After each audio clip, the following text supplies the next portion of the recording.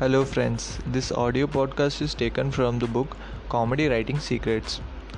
Let's look at the next chapter, which is Reasons for Laughter. Few contemporary humor craftsmen agree on any comedic philosophy except if it gets you laugh. If it's funny. If you want to write funny, however, you must first understand how audience respond to humor. In short, you must understand why we laugh. Noted psychologist Patricia Kate Spiegel identified two primary reasons why we laugh. The first one is we laugh out of surprise. The second one is we laugh when we feel superior. Is it right, guys? Yes. One is surprise and another is when we feel superior. Kate Spiegel identified six additional motivations for laughter, each of which supports two main reasons: surprise and superiority. The first one is we laugh out of instinct, we laugh out of incongruity, we laugh out of ambivalence, we laugh out for release, we laugh when we solve a puzzle, we laugh to regress. The theories of humor discussed in this chapter will provide you with a starting point for analyzing why humor does or does not work. Over time, your personal theory of humor will evolve and influence your writing. And here, friend, what E.B. White tells about analyzing humor. Analyzing humor is like dissecting a frog, they both die in the process.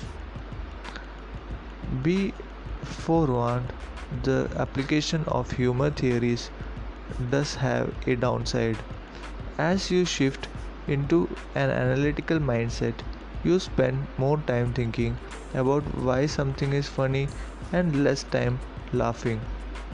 As we take jokes apart, we must be unemotional as coroner during an autopsy. Surprise. What is surprise? When we laugh most often to cover our feelings of embarrassment.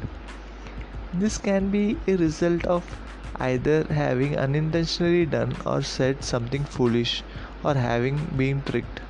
If we have been tricked, we have been surprised. Surprise is one of the most universally accepted formulas for humor. A joke is a story, and surprise ending is usually its finale. The guys in strip clubs think because they got a pocket full of dollars, they got the power, but the chicks got the power. They spin around the pole, and you guys are hypnotized. That's how I look at the desert case, but at least I get to eat mine.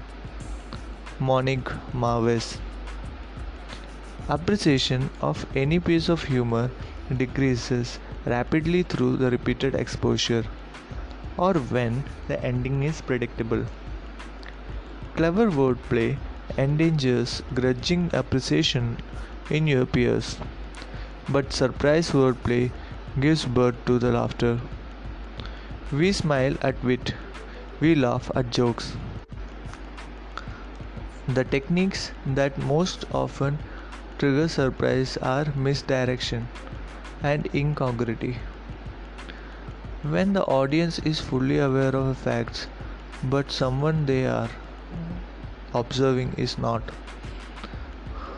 The universe has come to an end in Houston. When there is Starbucks across the street from Starbucks, this is for Alzheimer's sufferers. You finish your coffee and walk out of the door and go, "Oh, look at a Starbucks." Louis Black. If laughter is the electricity that makes a comedy writer's blood start pumping, then surprise is the power generator. The need for surprise is one cardinal rule in comedy. In West Virginia, yesterday a man was arrested for stealing several blow up dolls. Reportedly, police didn't have any trouble catching the man because He was completely out of the breath. Conan O'Brien.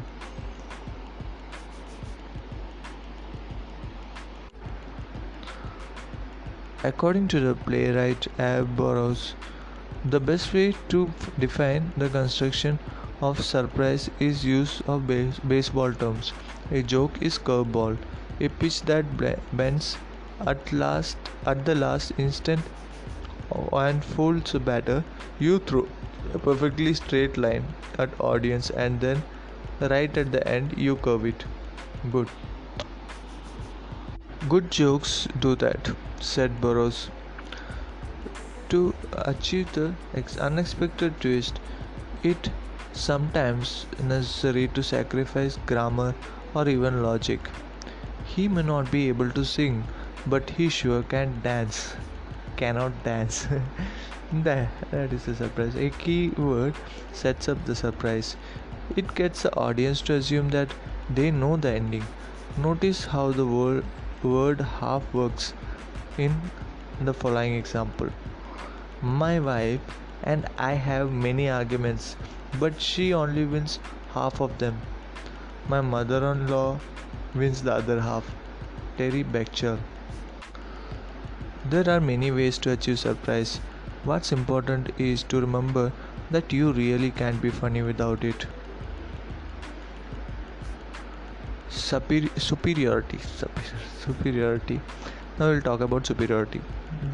There appears to be strong and constant need for us to feel superior. In many ways, humor satisfies the most basic needs of. If you cannot laugh at yourself, make fun of others. Bobby Slatton tells. Humor is considered to tragedy. Joke is at sometimes else's expense, wrote anthropologist Alan Jones. We even laugh when baby falls down and goes boom. We defend with this sadistic real release by saying that's cute. It's not cute, especially from the baby's perspective. Humor often ridicules intelligence, social standing, and physical and mental infirmities of those who consider inferior to ourselves. You know, you are never more indignant in life when you are shopping in store that you feel is beneath you and one of other customers mistakes you for an employee of that store. Dennis Miller tells. But those we consider superior to ourselves are not spared.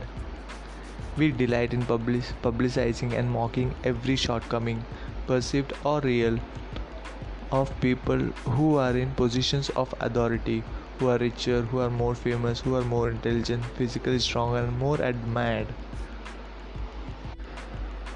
The greater prestige of victim, the greater our desire to equalize.